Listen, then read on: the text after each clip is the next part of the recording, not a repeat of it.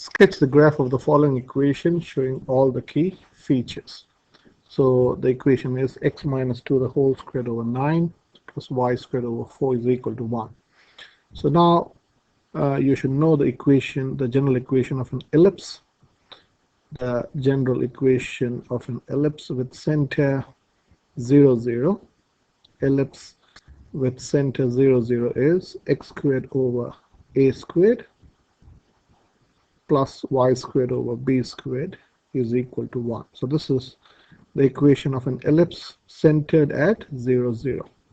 So here, and your focus, which is c squared, or focal length squared, would be the major radius squared. So I'll call a the major radius, a squared minus b squared. And e, which is the eccentricity, is c over a. So I'll talk about this later. Okay, so this is the equation that you should know. So eccentricity is the ratio between the focal length and the major radius. Okay, so we want to find the x-intercept, y-intercept, center, the major radius, minor radius, and all. So first, from this equation, you can directly say the center is 2, 0. The center is 2, 0, 2, 0. So first I'll draw or plot the center. So this is center. Your a squared is equal to 9. So comparing with this and this, your a squared is 9. So I can say this implies your a is plus or minus 3. A is equal to plus or minus 3. So from the center you go 3 to the right, 1, 2, 3, 1, 2, 3. So this is 1 point, and the other point is you go 3 to the left, 1, 2, 3. So these are the points. These are all also called the vertex or the x-intercept here. Okay, so now b squared is equal to 4, which implies b is equal to plus or minus 2. Plus or minus 2. So from the center you go 2 to above and you go 2 under.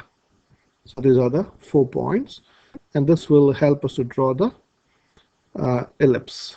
Okay, now the next thing we need to find is the focus, or c squared. C is your focus, or c squared would be a squared, the greater radius minus the smaller radius. Okay, I call this the greater radius, and this this point is not right. I felt there was something wrong. 1, 2, 3. So this point would come here.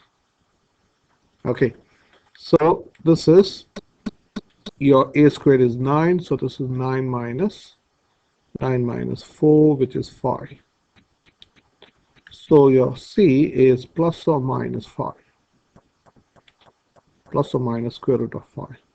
So your focus, so I'll say f1, one focus would be this. Your focus is always on the major axis. So this is your major axis and this is your minor axis. Okay, so your focus is always on the major axis. So this point is, so from this you have to go root 5 to the right and root 5 to the left. So your focus would be, so this is your center 2, 0. So your f1 would be 2 plus root 5, 0. And the f2 would be 2 minus root 5, 0. So your focus, so let's use a calculator. So menu run. So 2 plus shift root 5 is 4.23, and if you go minus and delete 4.23 and minus 4.23 and minus 0.23. Okay, so this is 4.23. So I'll do focus here. Roughly it comes here. So this is your f1, 4.23 and minus 0.23. So you go 2 So from here you go to minus root 5, which is minus 0. So this is 2 minus root 5, which is minus 0. What was the number? Minus 0.23. So roughly it comes here. These are your two focus or four sides. So this is your F2. Okay. Now we need to find the x-intercept. So x-intercept we already know is minus 1, 0 and 5, 0. So x-intercept you can also find. In this case, there is no need to find x-intercept because your vertex is your x-intercept. Or if you think in a different way, x-intercept is when y is equal to 0. When y is equal to 0. So if you put y is equal to 0 in this equation, I can say x minus 2 the whole squared over 9 plus this becomes 0 is equal to 1. So I can say x minus 2 the whole squared is equal to 9, multiplying 9 to both sides. So x minus 2 is equal to plus or minus root 3. So plus or minus 3. So x-intercept is 2 plus or minus 3. And that's why if you go 2 plus 3, you get 5. So this is your x-intercept, which is 5, 0. And this is 2 minus 3 is minus 1, 0. So this point is 2, 2, 2, and this point is, again I've done a mistake here. This point has to be 1, 2. So this point will come here. So this is 2, negative 2. So this point is 2, negative 2. Okay, now to find the y-intercept, let's do everything without the calculator. So your y-intercept, you'll check this on later on the calculator. So y-intercept is when your x is equal to 0. So when you set x is equal to 0, let me see the equation. If you put 0 here, so that is 0 minus 2 the whole squared over 9 plus y squared over 4. Y squared over 4 is equal to 1. Okay, so making y squared the subject. So this is 4 over 9 plus y squared over 4 is equal to 9 over 9. One I'm writing 9 over 9. This implies y squared over 4 is equal to 9 over 9 minus 4 over 9, which is 5 over 9. So now multiplying both sides by 4, your y squared is 20 over 9.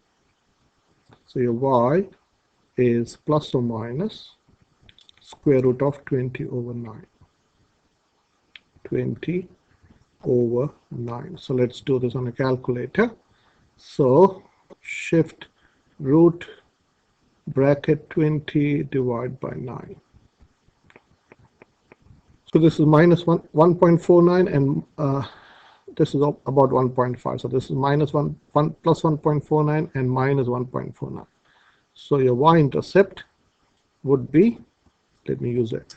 1.49 is almost 1.5. So this is your y-intercept here, and minus 1.49 is here. So your circle or your ellipse would be a point, a circle, would be a set of points passing through these points. So let me use a black color, or let me use red. So ellipse would look like this. Okay, so this is going through, and then you have to go pass through the y-intercept, this point, and this point. Okay, so this is your ellipse. So let's check this on a calculator. If you get your calculator, if you go to conic section,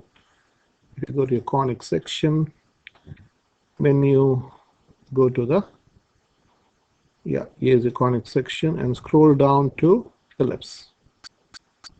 This form, so execute, your A is A squared. So if it's A squared, your A is 3 here, your B is 2, your H is 2, because it is x minus 2, this is x minus h squared, and your K is 0, and then draw it. So here is your ellipse, and then you can go G-solve, focus. Okay, so this is your focus, 4.23, this is 4.23, and if you scroll this, minus 0.23. G-solve your x-intercept, minus 1 and plus 5. G-solve your y-intercept is minus 1.49 and plus 1.49. Your vertex is nothing but your x-intercept. So these are your vertex. So these are your 4 vertex. So if you keep scrolling, so these are your vertex. Okay. Okay, and then G-solve your center is 2, 0. G-solve, if you press this, E is the eccentricity, is 0. Eccentricity is 0.74, okay, or 75. So how did they get that? E is C over A, is C over A. Your C is, what's your C? C is square root of 5. Focal length is square root of 5, and your major radius is how much? Major radius is 3. So square root of 5 divided by 3 is your eccentricity. So shift square root of 5 divided by 3 is 0.745, and the whole number. So this is good enough. So eccentricity is a ratio, and eccentricity of a ellipse is always going to be less than, is between 0 and negative 1.